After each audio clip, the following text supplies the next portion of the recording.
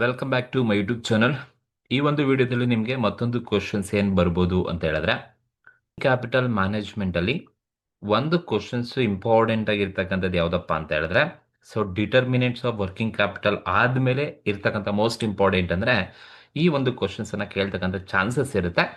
Explain the importance of adequate working capital. ನೋಡಿ, explain the importance of adequate working capital ಅಂದ್ರೆ working capital ಎಷ್ಟು ಬೇಕೋ ಅಷ್ಟು ಇದೆ ಅನ್ನೋದಾದ್ರೆ ಅದರ ಇಂಪಾರ್ಟೆನ್ಸ್ ಏನು. ಅಂದ್ರೆ ನಿಮಗೆ 1 ಲಕ್ಷ ವರ್ಕಿಂಗ್ ಕ್ಯಾಪಿಟಲ್ ಬೇಕು, ಆ 1 ಲಕ್ಷ ರೂಪಾಯಿ ನೀವು ಕರೆಕ್ಟ್ ಆಗಿ ಮೇಂಟೈನ್ ಮಾಡ್ಕೊಂಡು ಹೋಗ್ತಾ ಇದ್ದೀರಾ ಅಂತ ಹೇಳಿದ್ರೆ, ಅಡಿಕ್ವೇಟ್ ಸಫಿಶಿಯೆಂಟ್ ವರ್ಕಿಂಗ್ ಕ್ಯಾಪಿಟಲ್ ಇದೆ ಅಂತ ಹೇಳಿದ್ರೆ ಅದರ ಇಂಪಾರ್ಟೆನ್ಸ್ ಏನು, ಏನಕ್ಕೆ ಅಡಿಕ್ವೇಟ್ ವರ್ಕಿಂಗ್ ಕ್ಯಾಪಿಟಲ್ನ ನಾವು ಮೇಂಟೈನ್ ಮಾಡಲೇಬೇಕು, ಯಾವೆಲ್ಲ ಯೂಸಸ್ ಇರುತ್ತೆ, ಇಂಪಾರ್ಟೆನ್ಸ್ ಇರುತ್ತೆ ಅಂತ ಕೇಳ್ಬೋದು. ಸೆಕ್ಷನ್ ಸಿಗೆ ಅಥವಾ ಸೆಕ್ಷನ್ ಬಿಗೆ ಕೇಳಿದ್ದಾರೆ. Explain the importance of adequate working capital ಅಂತ ಕೇಳಬಹುದು. ಸೊ ನೋಡಿ, ಯಾವ್ದೆಲ್ಲ ಇಂಪಾರ್ಟೆನ್ಸ್, ಏನಕ್ಕೆ ನಮಗೆ ಅಡಿಕ್ವೇಟ್ ವರ್ಕಿಂಗ್ ಕ್ಯಾಪಿಟಲ್ ಬೇಕು ಅಂತ ಹೇಳಿದ್ರೆ, ಮೊದಲನೇ ಪಾಯಿಂಟ್ ಬಂದು ಹೇಳುತ್ತೆ ಸಾಲ್ವೆನ್ಸಿ ಆಫ್ ದಿ ಬಿಸ್ನೆಸ್. ನೋಡಿ, ಬಿಸ್ನೆಸ್ ಸಾಲ್ವೆನ್ಸಿ ಪೊಸಿಷನ್ಸ್ ಅನ್ನ ಮೇಂಟೈನ್ ಮಾಡಬೇಕು ಅಂತ ಹೇಳಿದ್ರೆ ಸಫಿಶಿಯೆಂಟ್ ವರ್ಕಿಂಗ್ ಕ್ಯಾಪಿಟಲ್ ಇರಬೇಕಾಗುತ್ತೆ. ಸಫಿಶಿಯೆಂಟ್ ವರ್ಕಿಂಗ್ ಕ್ಯಾಪಿಟಲ್ ಇದೆ ಅಂತ ಹೇಳಿದ್ರೆ, ಸೊ ನಾವು ಏನೇ ಒಂದು ಪ್ರಾಬ್ಲಮ್ ಆದ್ರೂ ಕೂಡ, ಸೊ ಬೈ ಯೂಸಿಂಗ್ ಮನಿ ಅಥವಾ ಫಂಡ್ಸ್ ಅನ್ನ ಯೂಸ್ ಮಾಡಿಕೊಂಡು ಆ ಒಂದು ಪ್ರಾಬ್ಲಮ್ಸ್ ಅನ್ನ ನಾವು ಸಾಲ್ವ್ ಮಾಡಬಹುದು. That is adequate working capital helps in maintaining solvency of the business by providing uninterrupted flow of the production. ಯಾವುದೇ ರೀತಿಯ ಪ್ರೊಡಕ್ಷನ್ಗೆ ಸಮಸ್ಯೆ ಆಗದಲ್ಲೇ ಪ್ರೊಡಕ್ಷನ್ಸ್ ಅನ್ನ ಆರಾಮಾಗಿ ಕಂಪ್ಲೀಟ್ ಅನ್ನ ಮಾಡಬೇಕು ಅಂತ ಹೇಳಿದ್ರೆ, ಸಾಲ್ವೆನ್ಸಿ ಪೊಸಿಷನ್ಸ್ ಅನ್ನ ಮೇಂಟೈನ್ ಮಾಡಬೇಕು ಅಂತ ಹೇಳಿದ್ರೆ ವರ್ಕಿಂಗ್ ಕ್ಯಾಪಿಟಲ್ ತುಂಬಾ ಯೂಸ್ಫುಲ್ ಆಗುತ್ತೆ. ಹಾಗಾಗಿ ಸೊ ಅಡಿಕ್ವೇಟ್ ಸಫಿಶಿಯೆಂಟ್ ಫಂಡ್ ಇದೆ ಅಂತ ಹೇಳಿದ್ರೆ ಯಾವುದೇ ತರಹದ ಪ್ರಾಬ್ಲಮ್ಸ್ ಪ್ರೊಡಕ್ಷನ್ ಡಿಪಾರ್ಟ್ಮೆಂಟ್ ಅಲ್ಲಿ ಬರೋದೇ ಇಲ್ಲ. ಸೊ ಅದು ಪಾಡಿಗೆ ಅದು ಪ್ರೊಡಕ್ಷನ್ಸ್ ಅನ್ನ ಮಾಡ್ತಾನೆ ಇರುತ್ತೆ. ಆ ತರ ಏನಾದ್ರು ಸಮಸ್ಯೆ ಬಂತು ಅಂತ ಹೇಳಿದ್ರೆ, so with the help of sufficient working capital ನಾವು ಆ ಪ್ರಾಬ್ಲಮ್ಸ್ ಅನ್ನ ಇಮಿಡಿಯೇಟ್ ಆಗಿ ಸಾಲ್ವ್ ಮಾಡಬಹುದು. ಸೊ ದಟ್ ಸಾಲ್ವೆನ್ಸಿ ಪೊಸಿಷನ್ಸ್ ಅನ್ನ ಮೇಂಟೈನ್ ಮಾಡಬೇಕು ಅಂದ್ರೆ ಅಡಿಕ್ವೇಟ್ ವರ್ಕಿಂಗ್ ಕ್ಯಾಪಿಟಲ್ ಹೆಲ್ಪ್ಫುಲ್ ಆಗುತ್ತೆ. ಅದು ಒಂದು ಮೋಸ್ಟ್ ಇಂಪಾರ್ಟೆಂಟ್, ಸಾಲ್ವೆನ್ಸಿ ಪೊಸಿಷನ್ಸ್ ಅನ್ನ ಮೇಂಟೈನ್ ಮಾಡಲಿಕ್ಕೆ. So adequate working capital helpful ಆಗುತ್ತೆ. ಸೆಕೆಂಡ್ ಒನ್ ಇಂಪಾರ್ಟೆನ್ಸ್ ಏನಕ್ಕಪ್ಪ ಅಂದ್ರೆ ಗುಡ್ ವಿಲ್ ನ ಮೇಂಟೈನ್ ಮಾಡಲಿಕ್ಕೆ ಅಡಿಕ್ವೇಟ್ ವರ್ಕಿಂಗ್ ಕ್ಯಾಪಿಟಲ್ ಬೇಕು. ಹೇಗೆ ಗುಡ್ ವಿಲ್ ನ ಮೇಂಟೈನ್ ಮಾಡಬಹುದು ಅಡಿಕ್ವೇಟ್ ವರ್ಕಿಂಗ್ ಕ್ಯಾಪಿಟಲ್ ಇಂದ ಅಂತ ಹೇಳಿದ್ರೆ, ನೋಡಿ, sufficient working capital enables the business to make prompt payment. So ನಿಮ್ಮ ಹತ್ರ ಕರೆಕ್ಟ್ ಆಗಿ ಸಫಿಶಿಯೆಂಟ್ ಆಗಿ ವರ್ಕಿಂಗ್ ಕ್ಯಾಪಿಟಲ್ ಇದೆ ಅಂದ್ರೆ ಫಂಡ್ ಇದೆ ಅಂತ ಹೇಳಿದ್ರೆ ನೀವು ಕರೆಕ್ಟ್ ಆಗಿ ಪೇಮೆಂಟ್ ಅನ್ನ ಮಾಡ್ಬೋದು. ನಾನೆಲ್ಲೋ ರಾ ಮೆಟೀರಿಯಲ್ ನ ತಗೊಂಡ್ಬಂದಿರ್ತೀನಿ, ಸೊ ಅವ್ರಿಗೆ ಪೇಮೆಂಟ್ ಅನ್ನ ಕರೆಕ್ಟ್ ಟೈಮ್ಗೆ ಮಾಡಬೇಕಾಗುತ್ತೆ. ನಾನು ಕರೆಕ್ಟ್ ಟೈಮಿಗೆ ಪೇಮೆಂಟ್ ಅನ್ನ ಮಾಡಬೇಕು ಅಂದ್ರೆ ನನ್ನ ಹತ್ರ ಸಫಿಶಿಯೆಂಟ್ ಫಂಡ್ ಇರಬೇಕಾಗುತ್ತೆ. ಸೊ ನಿಮ್ಮ ಹತ್ರ ಸಫಿಶಿಯೆಂಟ್ ಫಂಡ್ ಇದೆ ಅಂದ್ರೆ ನೀವು ಆರಾಮಾಗಿ ಕರೆಕ್ಟ್ ಟೈಮ್ಗೆ ಪೇಮೆಂಟ್ ಅನ್ನ ಮಾಡ್ತೀರಾ. ಸೊ ಪ್ರಾಂಪ್ಟ್ ಪೇಮೆಂಟ್ ಅನ್ನ ಮಾಡೋದ್ರಿಂದ it helps creating and maintaining goodwill from the creditors ಇಂದ ಗುಡ್ ವಿಲ್ ನ ಮೇಂಟೈನ್ ಮಾಡಲಿಕ್ಕೆ ಸಾಧ್ಯ ಆಗುತ್ತೆ. So that is also one of the most important to maintain goodwill. So prompt payment ಅನ್ನ ಮಾಡೋದ್ರಿಂದ so ನಮ್ಮ ಗುಡ್ ವಿಲ್ ಕೂಡ maintenance ಆಗುತ್ತೆ, ಗುಡ್ ವಿಲ್ ಕೂಡ ಇನ್ಕ್ರೀಸ್ ಆಗ್ತಾ ಹೋಗುತ್ತೆ because of sufficient working capital ಇಂದ. ಥರ್ಡ್ ಒನ್ ಬಂದು ಈಸಿ ಒಪ್ಟೈನಿಂಗ್ ಲೋನ್ಸ್. ನೋಡಿ, ಈಸಿಯಾಗಿ ನಿಮಗೆ ಲೋನ್ಸ್ ಕೂಡ ಸಿಗುತ್ತೆ ಅಡಿಕ್ವೇಟ್ ವರ್ಕಿಂಗ್ ಕ್ಯಾಪಿಟಲ್ ನ ಮೇಂಟೈನ್ ಮಾಡಿದ್ರೆ. It is very easy to getting loan from any credit institution ಅಥವಾ ಎನಿ ಲೆಂಡರ್ಸ್ ಇಂದ ಈಸಿಯಾಗಿ ಲೋನ್ಸ್ ಅಂಡ್ ಅಡ್ವಾನ್ಸಸ್ ಅನ್ನ ತಗೋಬಹುದು. ಸೊ ಹಾಗಾಗಿ adequate working capital means it has a good solvency position and good credit standing position, so it can arrange loan from bank and others easily.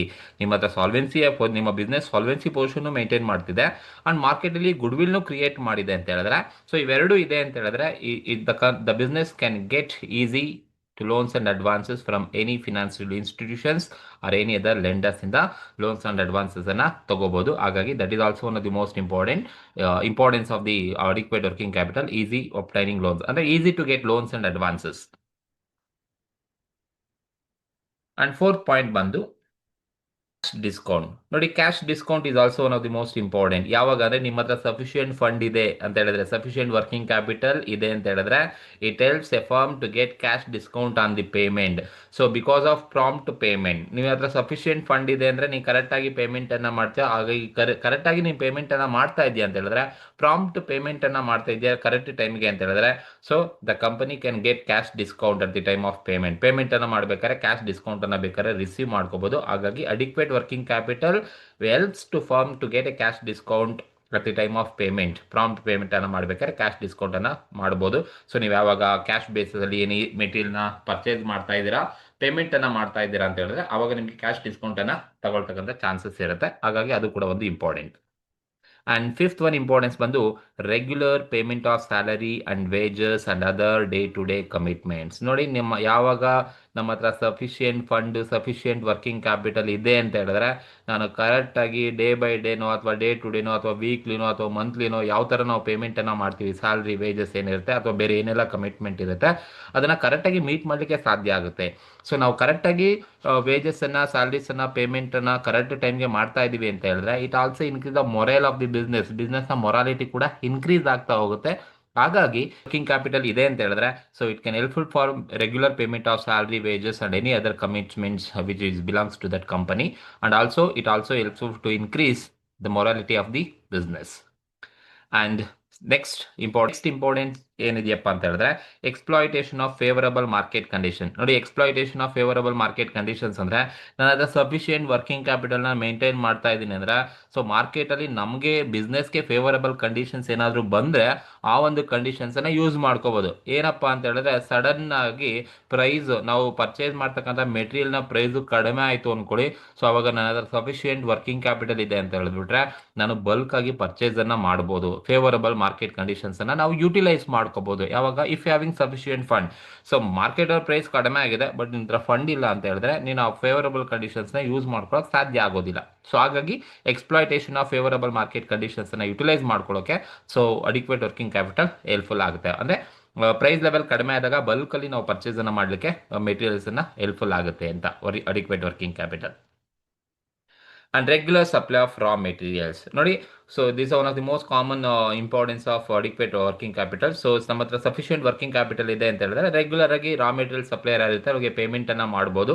So ಆಗ ಪೇಮೆಂಟನ್ನು regular ಆಗಿ ಮಾಡೋದ್ರಿಂದ so ಮೆಟೀರಿಯಲ್ಸನ್ನು ಅವರು continuous ಆಗಿ ನಮ್ಮ ಪ್ರೊಡಕ್ಷನ್ಗೆ, ಆಪರೇಷನ್ಸ್ಗೆ ಅವರು ಕಳಿಸ್ತಾನೆ ಇರ್ತಾರೆ. ಬಿಕಾಸ್ ಆಫ್ ರೆಗ್ಯುಲರ್ ಪೇಮೆಂಟ್ ಇದೆ ಅಂತ ಹೇಳಿದ್ರೆ regular supply of raw materials ಕೂಡ ಎಲ್ಲೂ ಕೂಡ ಸ್ಟಾಪ್ ಆಗೋಲ್ಲ. ಯಾವಾಗ ನನ್ನ ಹತ್ರ ಸಫಿಷಿಯೆಂಟ್ ವರ್ಕಿಂಗ್ ಕ್ಯಾಪಿಟಲ್ ಇದ್ರೆ ನಾವು ರೆಗ್ಯುಲರ್ ಆಗಿ ಪೇಮೆಂಟ್ ಮಾಡ್ತೀವಿ. ಸೊ ವರ್ಕಿಂಗ್ ಕ್ಯಾಪಿಟಲ್ ಇಲ್ಲ ಅಂದ್ರೆ ನನಗೆ ಅವರು ರಾ ಮೆಟೀರಿಯಲ್ ಸಪ್ಲೈ ಮಾಡಲಿಕ್ಕೆ ಯೋಚನೆ ಮಾಡ್ಬೋದಾಗುತ್ತೆ.